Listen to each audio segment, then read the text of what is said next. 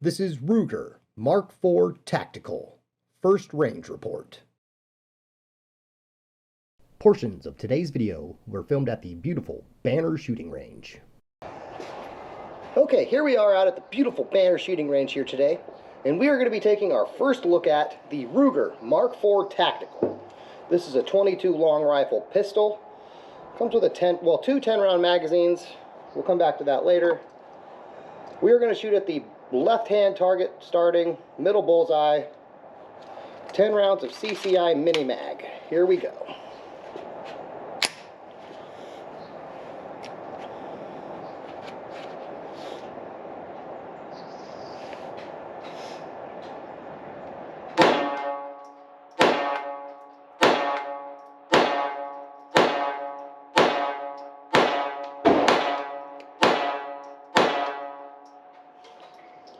It looks like we're a little to the left.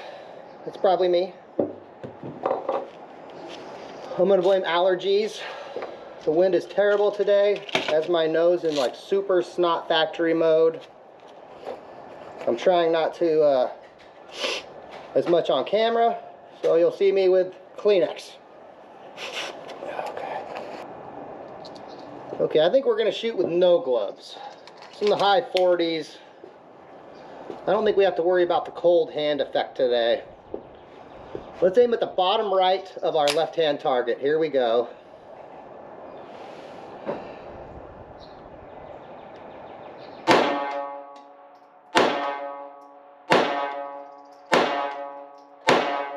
Ooh, a failure.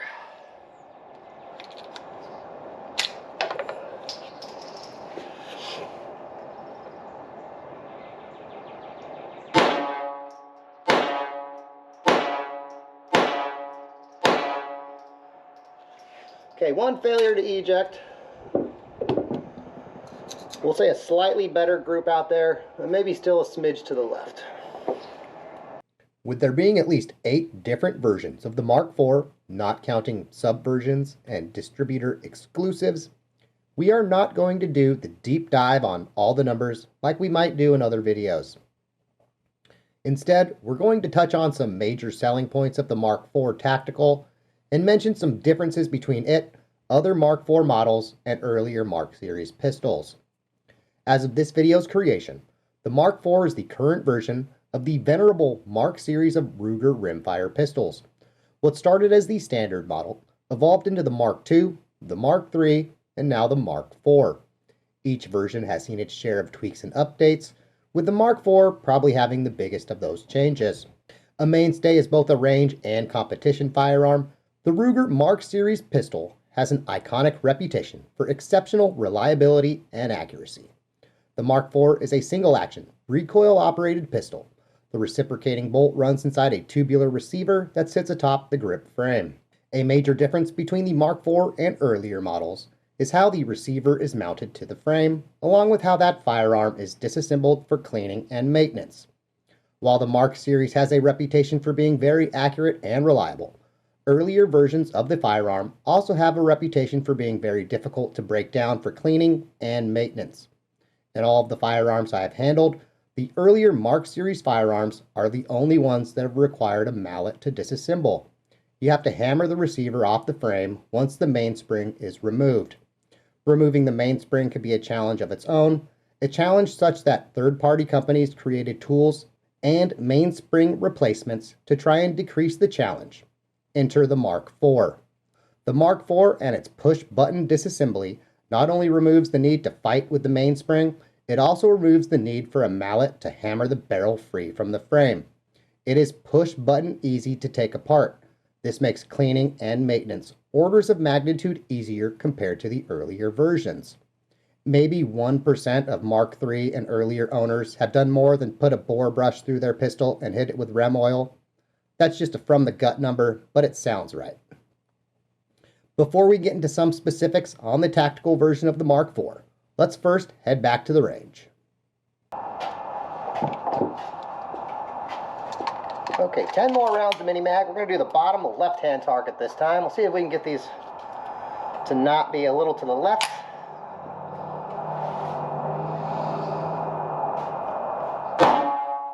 Nope. change our grip slightly. Here we go.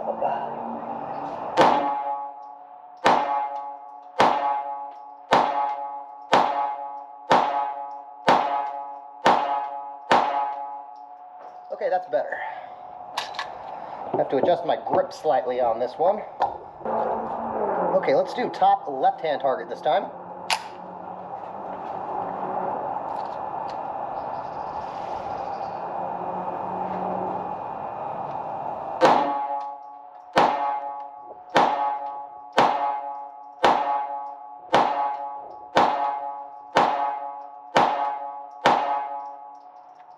Yeah. So the left-handed, shooting a little to the left initially, that is just how I was gripping the firearm.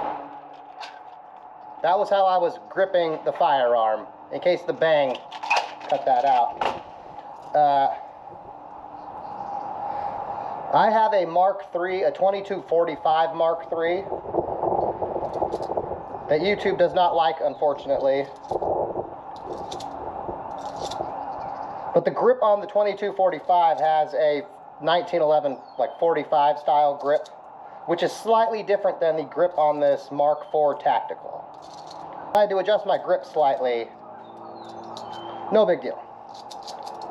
That's what the range strips are for, figuring that stuff out. Here we go, let's do the top right-hand target.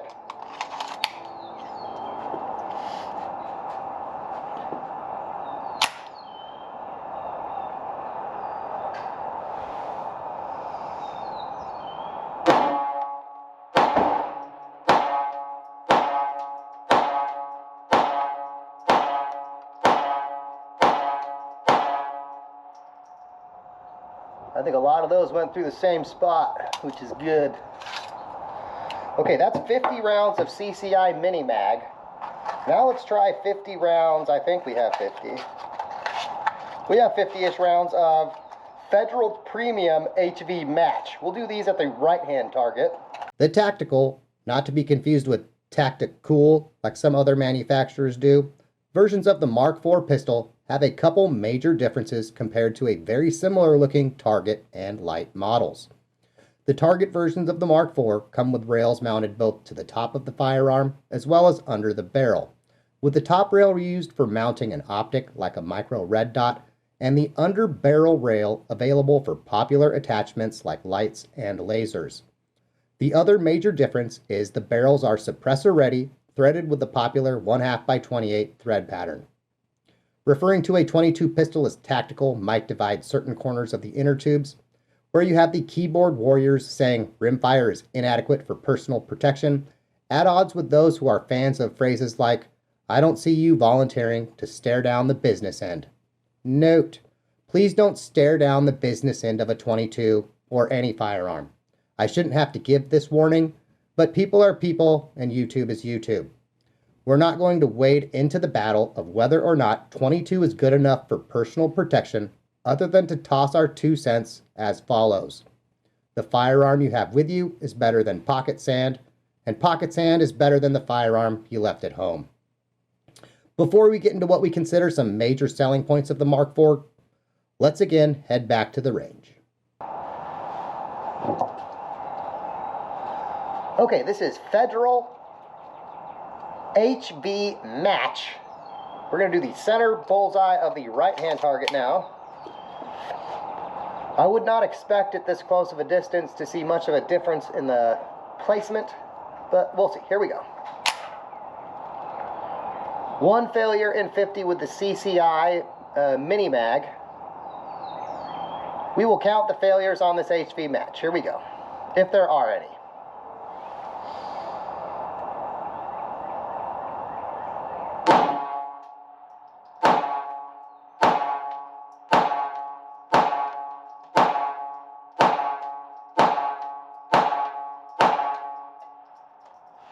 Okay, first 2 shots were just me. That's weird, they were so out of place compared to our next 8. Let's see if that trend continues. Okay, we're going to do bottom left target of our right-hand target now.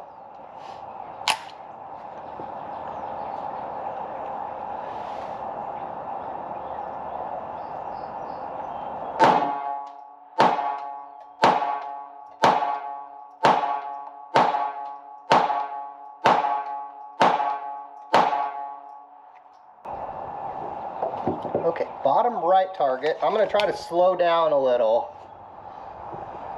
because our groups are, if I fire slow, I think our groups would be much better. I'm going to try to fire a little slower here for these 10.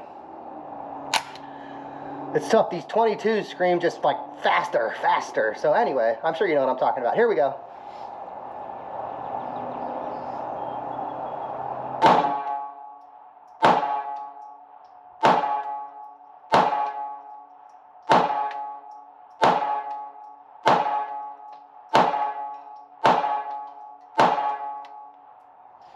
Yeah, see a better group out there. Take your time. Slow is smooth, smooth is fast. So far, reliability has been very good with this HV match. Let's hope that continues. Okay, left-hand target.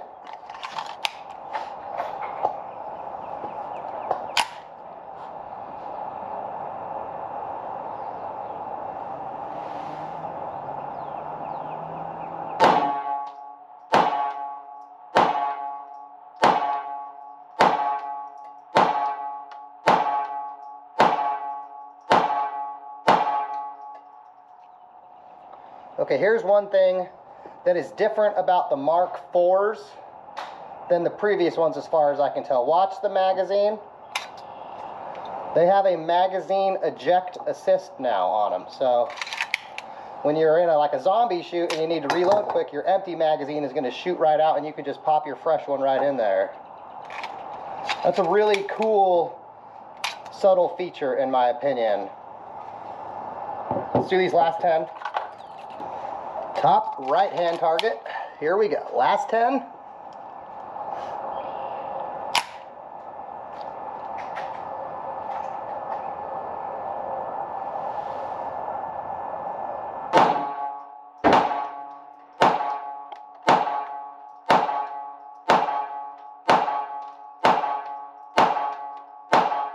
Okay. 100% reliability with our 50 rounds of HV match. That's a good sign. What might be the biggest selling point of the Mark IV tactical versions compared to most other models is going to be the suppressor-ready full barrel. In years past, purchasing a suppressor was more a test of will and patience than it was of money.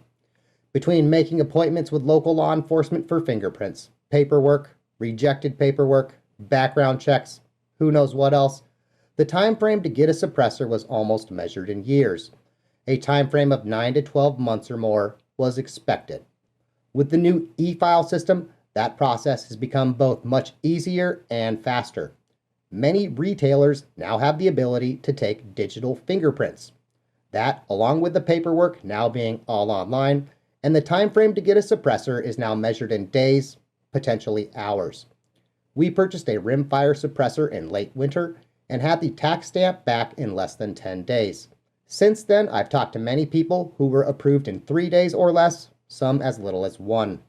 Suppressors are still more on the expensive side, and the additional tax stamp doesn't help the cost. But at least now you don't have to wait what feels like an eternity to get one. With that being the case, these suppressor-ready models are only going to get more popular. Now let's head back to that range one more time and have a little fun with the suppressor. Alright, here we go. Let's see how this new Mark IV tactical does. This is our first magazine through the firearm. We'll start at the left-hand silhouette.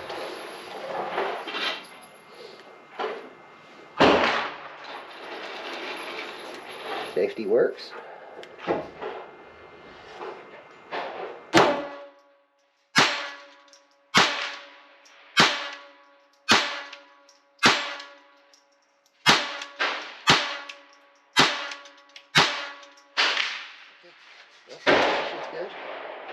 Okay. So if you're like me, these bangs, I can't hear the steel. Let's see if we can help. We're going to try to, this will be like our Jimmy Bond moment of the run. Here we go. Let's put this on here like so.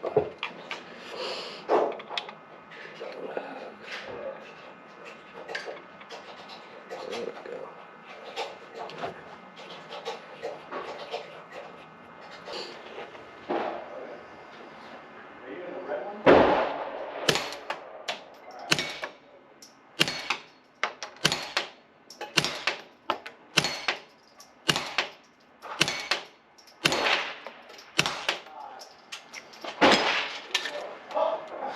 Don't forget to like and subscribe so Freddy gets his biscuits. We have reached the conclusion to yet another video. While we only have 500-ish rounds through the pistol so far, it is trending in the right direction to be considered as accurate and reliable as the earlier versions. I do still have some questions on if the push-button takedown of the firearm comes at the expense of a slight loss of either reliability or accuracy, but so far we don't have enough rounds through the firearm to say one way or the other. No matter what, that it is extremely easy to disassemble and clean will be a huge benefit. 22 rimfire ammo in general isn't the cleanest. Add in a suppressor and things are going to get pretty filthy pretty quick. We did have one failure today early on, along with two last weekend when we were checking out that suppressor. I'm chalking those failures up to a combination of the firearm being in the break-in period and also needing a good cleaning. Rimfire ammo also tends to be less reliable in general compared to centerfire ammo, so there's that to consider as well. I'm considering this level of reliability acceptable for this firearm at this time. If there is one safe for YouTube change I'd make to this firearm, it would be to the front sight. At the 7 to 20 yards we have engaged targets at so far, the large flat black blade of that front sight I found to be adequate, but I very much prefer a fiber optic sight with a smaller diameter filament. I suspect the reason this firearm came with what I'm considering basic sights is due to the optics ready nature and that many users are probably going to mount something like a micro red dot to it. Had I the proper mount for my Holosun 507K, I would have mounted that to this firearm already. Odds are good you'll see something like that in the not too distant future mounted to this firearm on the channel. With something like a fiber optic front sight or a micro red dot, I believe I can hit targets well past 20 yards with ease. All in all, this Mark IV has been a very fun firearm to take to the range.